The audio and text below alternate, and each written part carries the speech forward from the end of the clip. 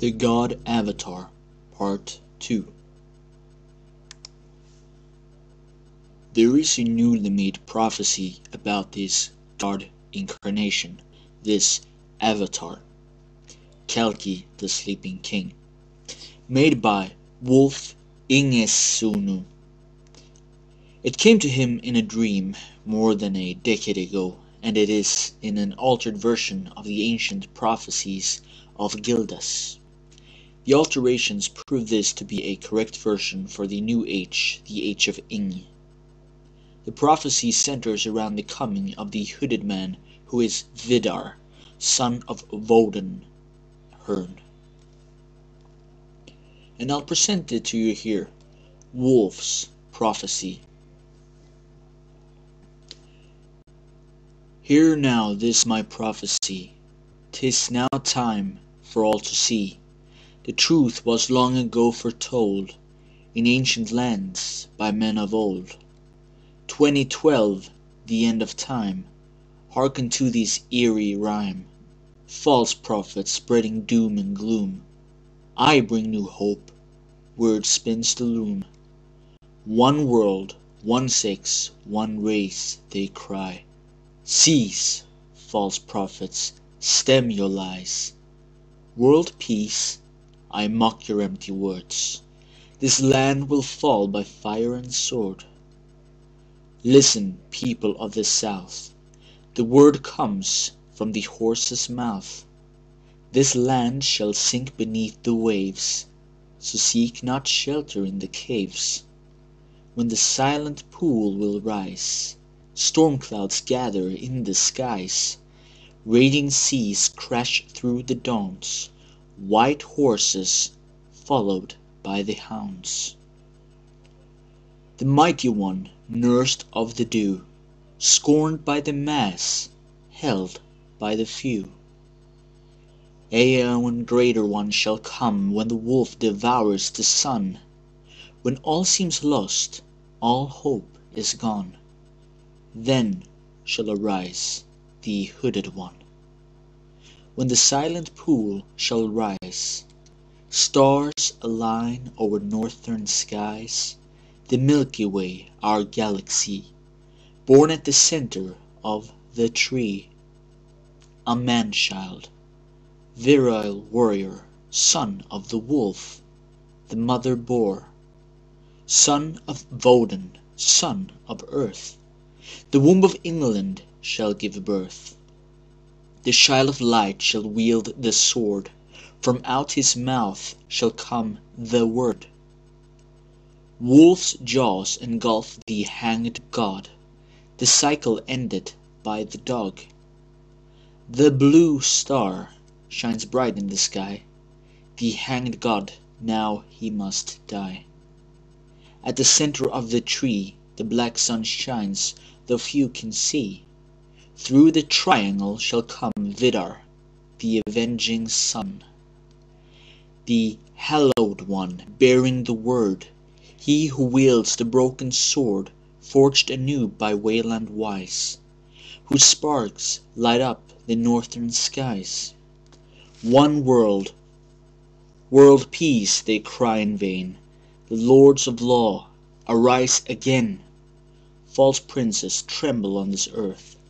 The galaxy is giving birth. Sent by the gods to kindle war, Helgi wields the flaming sword. The wolfling leads a mighty force, mounted on a pure white horse.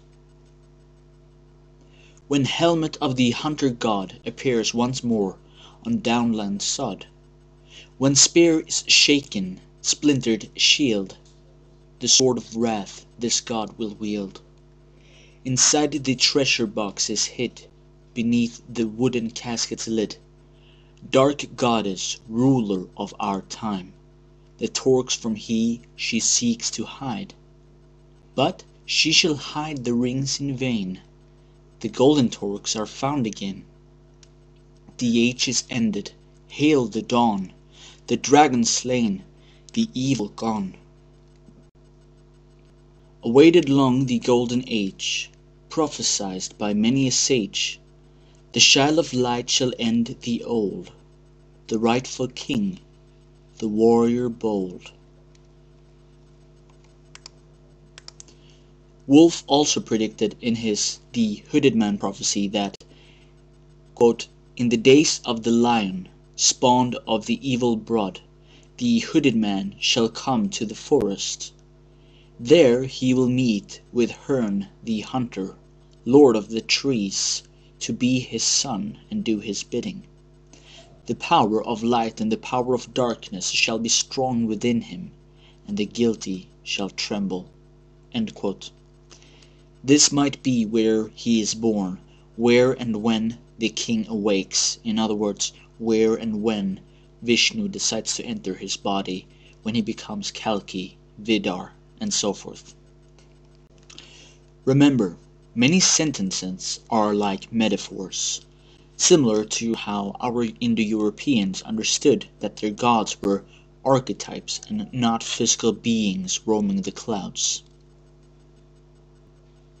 One of the Old Norse god world's most mysterious and versatile figures are Loki. In Asgard, Loki proceeds to lead a long and colorful career of getting the gods into and out of trouble through his cleverness, cunning, and love of mischief. Along the way, he sires 2 legitimate sons by his wife Sigyn or Siguna, and 3 monsters by the giantess Angerboda. He is also mother to Odin's prized 8-legged horse, Sleipnir. Finally, he contrives the murder of Balder, the most beloved deity, and then gets drunk at a banquet and insults all the gods. Eventually he goads the Aesir into chaining him up under the earth. Hence he can cause no more trouble except for earthquakes until Ragnarök, the twilight of the gods, when Loki will lead the forces of doom and destruction against Asgard, and the world as we know it will come to an end. Even this brief description of Loki raises many questions. He really can't be dismissed as an arch-villain and nothing more. If he is so evil, how in the world was Odin, the all-wise, persuaded to mix blood with him? Why does the brave and honorable Thor continues to socialize with him? Loki wasn't as bad as he now is considered. It seems likely that Loki's original character was less wicked than it was later portrayed. The influence of Christianity or Norse culture doubtless had an effect on the figure of Loki, who gradually became more and more evil and were to represent Satan. The concept of deity, both helpful and destructive, was just not compatible with the Shinchen mythology, who had a more dualistic nature, and where everyone is measured by the same yardstick, unlike in paganism's more complex morality system and understanding of behaviors and intentions. Although many of Loki's actions appear evil at first glance when viewed symbolically, they take on a different meaning. Loki must be considered within the Old Norse concept of the world, where good and evil were not the polarized absolutes they have come to seem, as within Christianity. When they get around to explaining what Loki is doing in Asgard, in the first place, most scholars intimate that poor old Odin must have been drunk that night, or temporarily mad, or otherwise incapacitated. Why else would the great Allfather, the god of wisdom and magic, take this viper to his bosom? That's a good question. I would like to suggest that Odin knew exactly what he was doing that day. He slashed his arm and bound it to Loki's as they walked together under an earthen bridge, swearing the solemn oath of brotherhood. This was no small undertaking. In effect, it gave Loki the same status he would have had if he really were Odin's brother, and once made, this type of oath could not be broken. It is interesting to note that one of Odin's many names, Helblindi, is the same as that of one of Loki's obscure and little-mentioned brothers. Odin and Loki are most definitely related god forms, clever and cunning, versed in magic, connected with winter and death. both with a hint of the dark side about them. Shape-changers, sex-changers, travelers. It would be more of a puzzle if they hadn't developed some sort of a relationship. Jungian psychology claims that everyone has a shadow side, a darker aspect to his or her nature, which can either be recognized, accepted, and integrated, or ignored and denied, in which case it becomes projected outward as the evil other. In Norse legend, Loki, instead of being cast into outer darkness, is brought home by Odin. As a result of this process of integration, the Aesir can keep an eye on Loki and can periodically force him to repair his mischief. He is also available to benefit the Aesir. Many of his tricks are to help them, indicating that the dark side has potential resources that the rest of an entity can use. Lastly, Loki serves to initiate various cycles in the development of the Aesir, including the culmination of their development, their death in Ragnarök.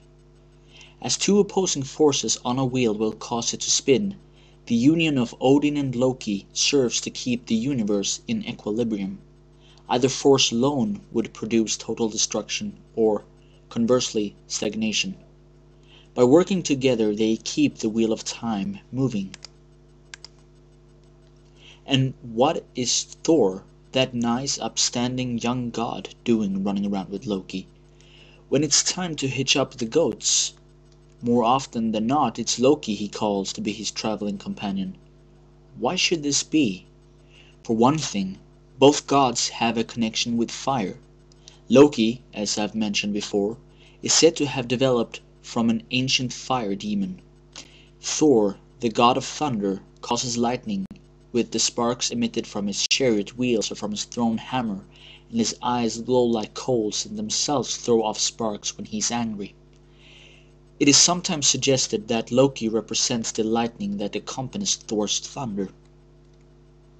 Another trait Thor and Loki have in common is a mutual inclination to disregard authority. The fact is that many myths, Thor often shows himself to be outside of the normal framework of society. In several stories, the Aesir are plagued by a giant visitor whom they cannot kill because of some vow or because he is protected by the rules of hospitality. Then Thor appears. He declares that he is bound by no vows but nature, and bashes the interloper's head in. Unlike Loki, Thor is a model of personal honor, but they both seem to disdain the conventional laws of authority. In the story of Thor's fishing trip, Thor sets out with a giant Hymir, using an ox head for bait, and Hook the Midgard serpent which surrounds the world. Before Thor can kill it with his hammer, Hymir cuts the line and it sinks back into the sea. If the serpent let go of its tail and left its place at the boundary of Midgard, our world, the world would end. If this is the case, Thor's rash desire to eradicate the forces of darkness would have the effect of altering the balance of the universe and bringing on destruction prematurely. It is the tendency to want to change the status quo that gives Thor and Loki a point in common. Both of them are forces of death and of creative destruction. Loki seems to have another more esoteric persona, one of grandeur and terror. Behind all the pranks and jokes lurks a Hades-like king of the underworld. While Hel is the ruler of the dead, Loki is her father, and it is he who leads the forces of death during Ragnarök. There is no question that Loki is also a deity of power and status. Why am I talking so much about Loki? You will have to find out in the other video in this miniseries on Kalki.